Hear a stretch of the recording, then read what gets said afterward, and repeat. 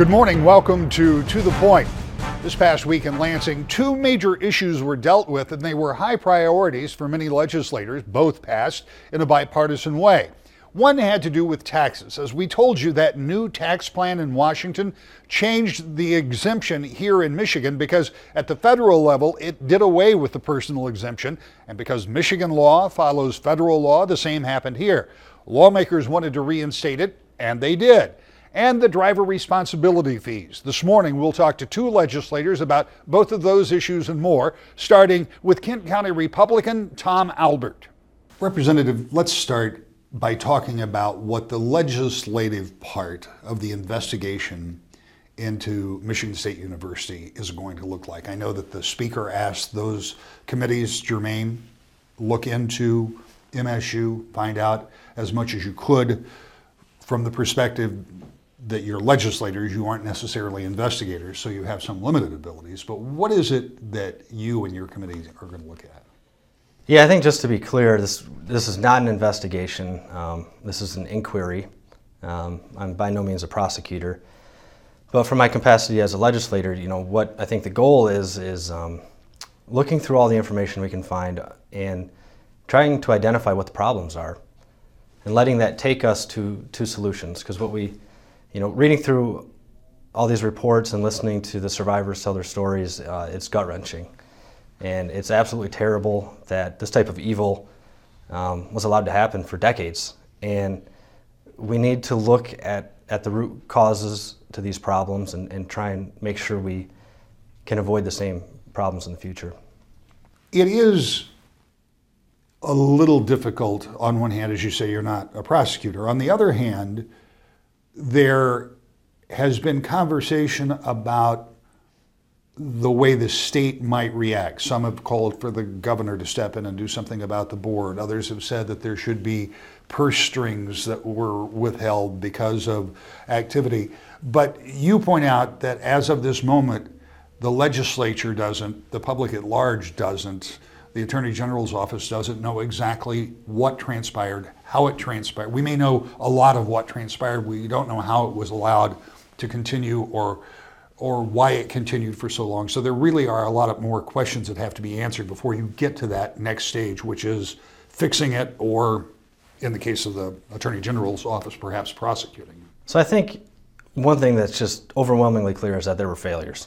There were failures for decades. And I think the most recent failures, Michigan State just didn't say, I'm sorry. I'm sorry to the survivors that this happened. And, I think that's something we need to look at.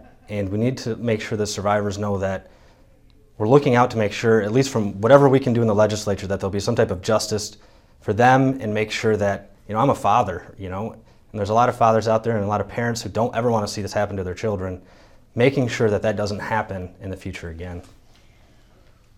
When you think about the scope of what you have to do, everything you have to look at, this is going to be a process that's going to go on for a while, I assume.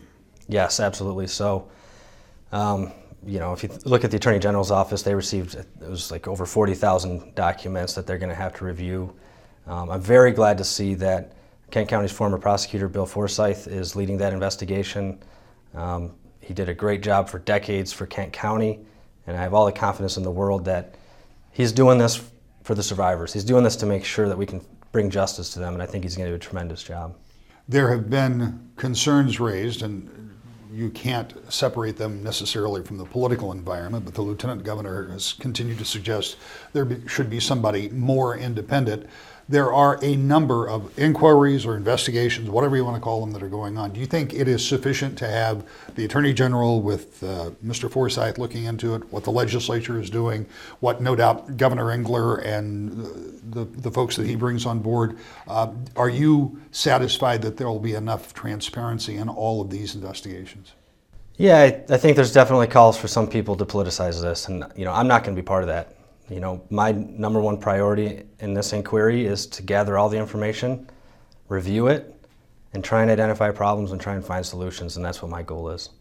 Let's move on to some of what the legislature has been dealing with. You and I talked before we sat down here, and I expressed a bit of surprise that there was pretty broad agreement on two really big issues that the legislature wanted to deal with. As I talked to people as they were coming back in January, Both of these items were identified as something that needed to be dealt with.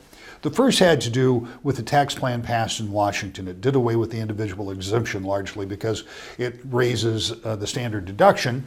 And because the tax law in Michigan is tied to the federal tax law, that meant that the exemption was gone in Michigan too. So this week, you and your colleagues dealt with that. Tell me how that process went and what it means. Yeah, well, bottom line, it was great for Michigan families. That's what we got here. So two pretty big reforms that went through. One addressed the issue with the federal tax reform with the personal exemption in Michigan going away. So we brought that back. So you still get the personal exemption here in Michigan, but we actually increased it. So over the next 4 years, we'll increase it to $4,900 an individual from $4,500. So it's great to be able to help support tax relief for families in Michigan. The other part of it was driver responsibility fees. So there's about 300,000 Michiganders who are caught in the cycle of having fees loom over their family budget, and they have to make a choice. Am I going to drive illegally to go support my family, or am I going to stay home and stay on public, potentially just stay on public assistance? So what we did was those fees were put in 2003 as a way to try and fill budget shortfalls instead of actually trying to fix the problem. They tried to create new fees to raise money that way, and it's just had a tremendously negative effect on hundreds of thousands of Michiganders. So I was really, really glad to see that we worked out a deal to help get rid of those fees. Part of that deal, and I want to come back to the tax exemption in a minute, but part of the deal on driver responsibility was there was maybe, $600 million out there on the books somewhere that wasn't being collected. And as I explained it in a story that I did, that if you couldn't pay, you'd lose your driver's license. If you didn't have a driver's license, potentially you couldn't drive to work. And if you couldn't work, you further limited your ability to pay the driver responsibility fees. So it was a circle, and it was impacting people, a number of people, particularly lower wage earners, disproportionately. So those fees are going to go away by the 1st of October, by the new fiscal year. Absolutely. This will be done. It'll be done. These people will finally be able to be productive members of our society and not have to worry about having negative consequences with that. Let's go back then to the individual deduction. And again, because of that tax bill in Washington, that had to be changed. But as you pointed out, this will be even higher. The deduction will, by 2021, I think, will go to $4,900. That's a sizable amount, and it represents additional money that taxpayers will be able to claim. At the same time, it's additional money that won't be coming into the Treasury. So does that have any impact on the budgets going forward? Yeah, I think one thing, I worked in investing before this job, and I think one thing people forget about is growth. I mean, the economy is going to grow at the same time. State revenues aren't stagnant. They're not fixed over time. They grow with the economy, and I think, especially with the federal tax reform, 2 years ago I thought we were in a recession. This year I'm actually very bullish on the economy, and I really think that there's a lot of running room here. So why not share in some of that growth with the taxpayers? When you talk about the economy, when you talk about growth, those are things obviously that are positive, not just for taxpayers, but for the state government as well. So as the economy grows, the revenues can grow because of the structure that's set up. But you talked about back in the mid-2000s when the state was struggling mightily because the economy had gone so far down. Are you concerned, as you look out over, given your economic background, that the budgets that you have participated in and what Lansing has been doing over the past few years make Michigan a little more insulated? I mean, the economy is nothing you can protect yourself from, but the last downturn here in the state was really, really devastating for families and people who had to move out and leave their families and find jobs elsewhere. Is that something that has been dealt with to some degree here? Well, if you look at what happened in the Great Recession, a lot of that was the auto industry, which obviously pretty strong here in Michigan. So when that gets hurt, Michigan gets hurt as a whole big time. Kind of my philosophy as an investor is you hope for the best, but you always plan for the worst. And I don't ever want to get complacent. I don't ever want to think that Michigan's insulated from economic downturns, because economics are cyclical in nature. We will have a downturn at some point in the future. And what we need to do is make sure we're planning properly and one thing I think we've done a great job with over the last 7 years is having balanced budgets done early, and that helps our schools make sure that they can get their budgets done ahead of time. And just having that aggressiveness and having that foresight really helps Michigan as a whole. When you think in terms of this year's budget, the governor's laid out his priorities. There are a number of things from maybe using lapse funds for a new Grand Rapids home for veterans to any number of other things that are proposed in there. Do you get the sense that you're on track again as a group to get a budget done by early June? I really do. I'm very optimistic that we will. There's going to be, in the governor's proposed budget, there's a historic increase in school funding. So I'm very optimistic of that. I think that'll be great for the schools throughout Michigan, but for what I care about most in the 86th district. You've been here for long enough to get a lay of the land now, and you've got a better sense for what it's like. What do you know about being a state representative today that you didn't know when you were sitting in my studio a while ago running for state representative?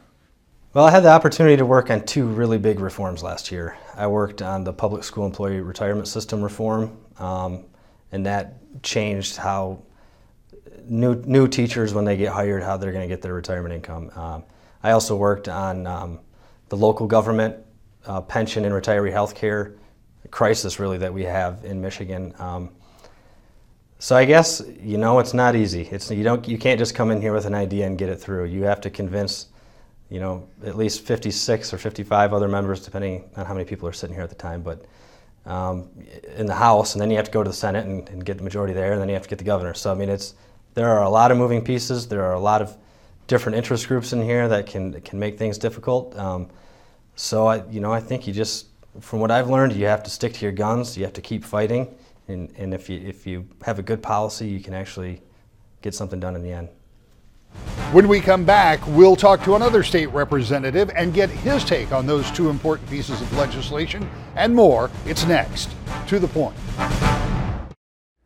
Welcome back to the Point. We just heard from a Kent County Republican about some of the activities in Lansing this past week. Now, to a Democrat from Muskegon County who also likes the idea of putting money back in the pockets of taxpayers, but worries about the effect it could have long term. Representative, let's start with some of what happened this past week. A couple of pretty big items that got dealt with, and I expressed earlier in the show that I was a little surprised that they were both dealt with as quickly as they were. Nonetheless, there was pretty broad support for both doing something about that personal income tax exemption and the driver responsibility fees. Let's start with the latter first. Those driver responsibility fees really built up, particularly on folks who didn't have the ability to pay them. That's right. Left people without driver's license, without ability to get to work, and that creates a cycle. So tell me what your take was on doing away with those. Well, I think it's a good thing because, I've seen so many people that have gotten caught up with those responsibility fees that cost them a lot of money, and it just snowballed for them to the point where they would never be able to afford to get their license back, and it just kept getting worse and worse and worse for them. So unfortunately, that was something that had to be instituted many years ago to make up for some of the other tax cuts that were happening at the time. But unfortunately, a lot of people got caught in that trap. And hopefully now, going forward, they're going to be able to get themselves back driving again legally and hopefully not get themselves caught up in that snowball effect. One of the things that people who supported doing away with those fees said was that the money on the books, and I think it was somewhere in the neighborhood of $600 million, that money was just never going to be collected. So you could carry it on your ledger for as long as you wanted to, but it wasn't going to come in. So the idea was take that burden off these folks. And the folks who don't have licenses now would have to, in addition to the original infraction, the driver responsibility fee, if they lost their license, they had to pay $175 to have it reinstated. I understand that too is going to be waived. Yes, correct. And again, they're never going to pay it. They just don't have the means to pay it, but they still have to get from point A to point B. And so now they're suddenly out there driving illegally, doing whatever they have to do to get around. And we want to try to make it easier for folks to take care of themselves, to get to work, to take their kids to school, to do those things. So I think getting rid of these responsibility fees are really a good thing.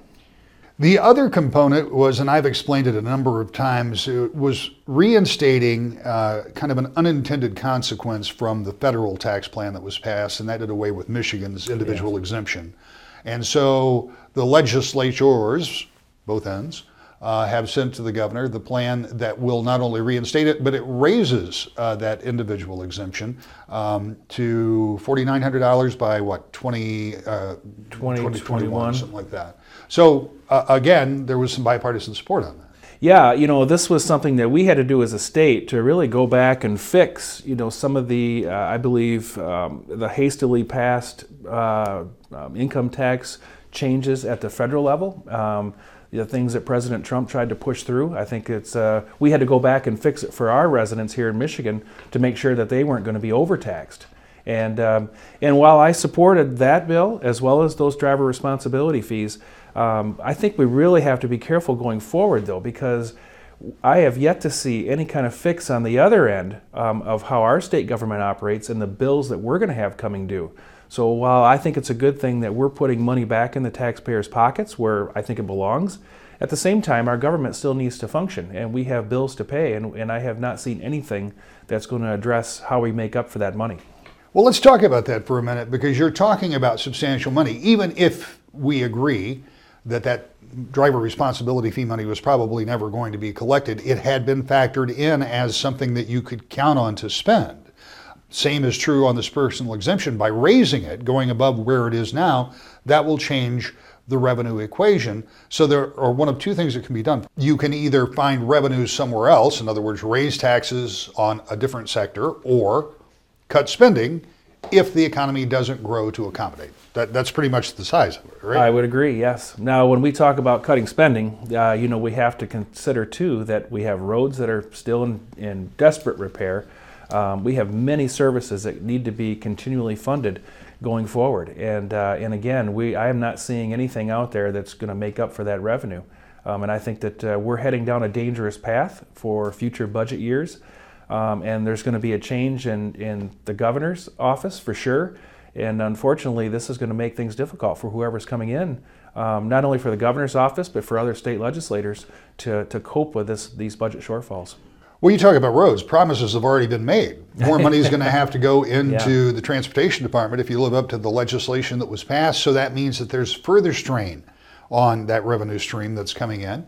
And you're talking about a new legislature largely too, because there are going to be a bunch of new colleagues for you over in the House and over in the Senate. It's a wholesale change. 75% of them are going to be gone. So you're going to have new leadership all the way around. But the budget that they're going to be dealing with starting on January 1 will be one that you'll pass in the next few months. So a whole bunch of people that are working on the budget now are going to be gone by the time it's fully implemented in that new fiscal year. So what is it, as you look down that path, those future budgets, that this legislature and the next legislatures needs to be doing? Do you need to find more revenue somewhere? I believe so, because we've put ourselves out there to fix some of the things that we've had go wrong over the last several years under this current leadership.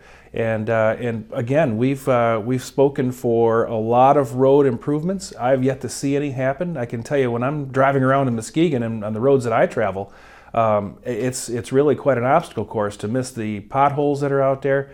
Our drivers are paying more in their registration fees, but yet we're not seeing that money transfer over to the roads as of yet. Now, the governor has already proposed to put another $175 million into the roads in the upcoming budget. And while that's good, anything helps, but at the same time, it's not enough, and we can't keep up with as fast as our roads are deteriorating.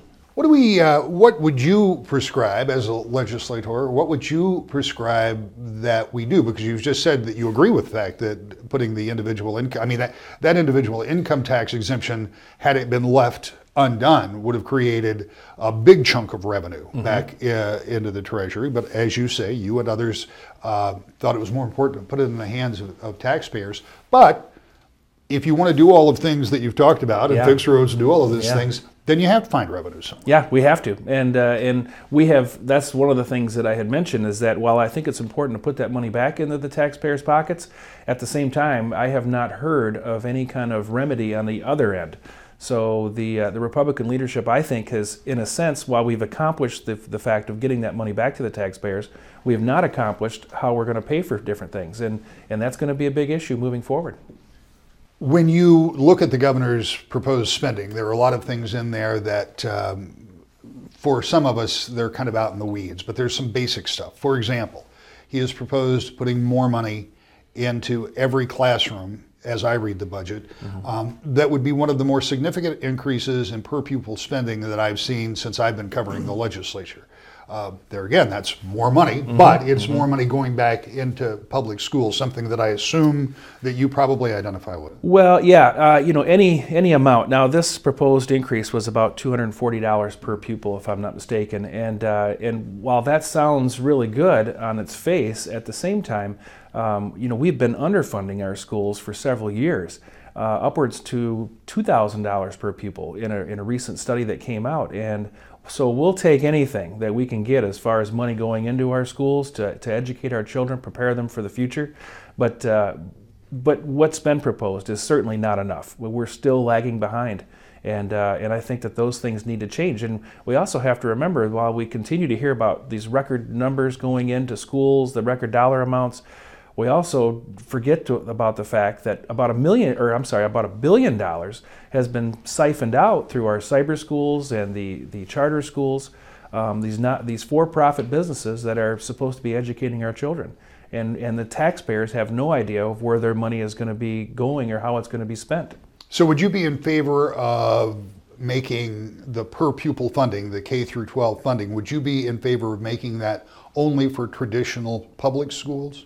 Well, I think that the biggest thing that I look at, especially when it comes to the cyber schools, is that there's no brick and mortar. There is no transportation issues. And when we look at our public schools, we also have to factor in some of those things, some of the other services that they provide. So we definitely need to have the public schools funded to a level that they can support the kids, they can educate the kids properly, and I think that there is some variances there. But again, number one is I think the charter schools should really have their books opened as well to make sure that everybody knows where their tax dollars are going. One of the things the governor has started in the last cycle, the last budget cycle and this one, is putting in what I refer to as seed money for some of the infrastructure repairs that are coming. They're coming whether you fund them or don't fund them, they're going to have to come. And that's going to be a really big ticket item when it comes to replacing water supply mains, all of the things that may have to be done with sewers, things that have to be done that's underground that we don't see that has to be fixed. That's going to be another big budget constraint, and that's something that isn't in any real big way being funded now. Are we set up, from your description, talking about schools, talking about roads, talking about increasing the deduction in taxes, looking at infrastructure needs going forward, are we as a state going to have to reassess either what we pay for or how we pay for it? I believe so, because the situation that happened in Flint a couple of years ago with the water poisoning there, I think that was an eye-opener that we all need to be paying attention to our infrastructure that's under the ground. And then we have the recent PFAS situation in the north of Grand Rapids and the water system there. This is, to me, it's an indication of what our overall infrastructure is like underground, and we better pay attention to it. And we better make sure that we have the funding available to address those issues, hopefully before they happen instead of after. So that's something that we're going to have to really watch going forward. Our thanks to Representative Sabo for talking to us, and we'll have more to the point. We're out of time this morning, but we'll be back next Sunday with the latest from Washington and Lansing. I hope you'll join us. To the point.